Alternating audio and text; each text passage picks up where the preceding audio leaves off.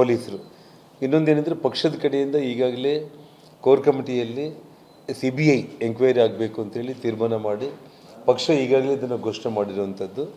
ಎರಡನೇದು 17ನೇ ತಾರೀಕು ಬಳ್ಳಾರಿಯಲ್ಲಿ ದೊಡ್ಡ ಮಟ್ಟದ ಒಂದು ಪ್ರತಿಭಟನಾ ರ್ಯಾಲಿ ಹಮ್ಮಿಕೊಳ್ಳೋದಕ್ಕೆ ನಿನ್ನೆ ರಾಜ್ಯಾಧ್ಯಕ್ಷರು ವಿಜೇಂದ್ರ ಅವರು ನನಗೆ ಫೋನ್ ಮೂಲಕ ತಿಳಿಸಿದ್ದಾರೆ. ಆ ವಿಷಯದಲ್ಲಿ ಇವತ್ತು ಸಂಜೆ ಒಳಗಡೆ 17 ಜನವರಿ ಬಳ್ಳಾರಿಯಲ್ಲಿ ಒಂದು ದೊಡ್ಡ ಪ್ರತಿಭಟನಾ ರ್ಯಾಲಿ ಅಂದರೆ ಅದು ಸಮಾವೇಶ ಕೂಡ ಆಗುತ್ತೆ. ಪ್ರತಿಭಟನಾ ರ್ಯಾಲಿ ಇಟ್ಸ್ ಆಟೋಮೆಟಿಕ್ಕಾಗಿ ಅದು ಸಮಾವೇಶನೇ. ಹಾಂ, ಇಲ್ಲ, ಅದನ್ನು ಇವತ್ತು ಸಂಜೆ ಒಳಗಡೆ ದಿನಾಂಕ ಫಿಕ್ಸ್ ಮಾಡಿದ್ದಾರೆ.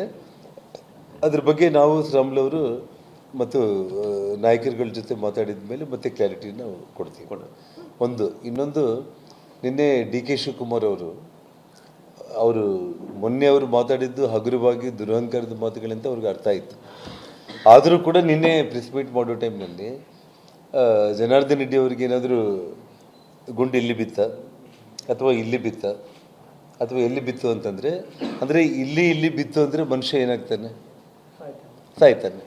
ಅಂದರೆ ಅವರ ಅಪೇಕ್ಷೆ ಜನಾರ್ದನ್ ರೆಡ್ಡಿ ಸತ್ತೋಗಿದ್ರೆ ಮಾತ್ರ ಅವ್ರ ಮೇಲೆ ಅಟ್ಯಾಕ್ ಆಗಿದೆ ಅನ್ನೋದು ಲೆಕ್ಕ. ಅವ್ರ ತಲೆಗೆ ಗುಂಡು ಬಿದ್ದಿರಬೇಕು, ಎದೆಗೆ ಗುಂಡು ಬಿದ್ದಿರಬೇಕು ಅಂತೇಳಿ ಮತ್ತೆ ನಾನು ಇವತ್ತು ಮತ್ತೆ ಮಾಧ್ಯಮಗಳ ಮೂಲಕ ಹೇಳ್ತಾ ಇದ್ದೀನಿ, ನಿಮ್ಮ ಹಗುರವಾದ ಮಾತುಗಳು, ನಿಮ್ಮ ದುರಹಂಕಾರದ ಮಾತುಗಳು, ಇವೆಲ್ಲವುದನ್ನು ಕೂಡ ಬದಿಗಿಡಬೇಕು.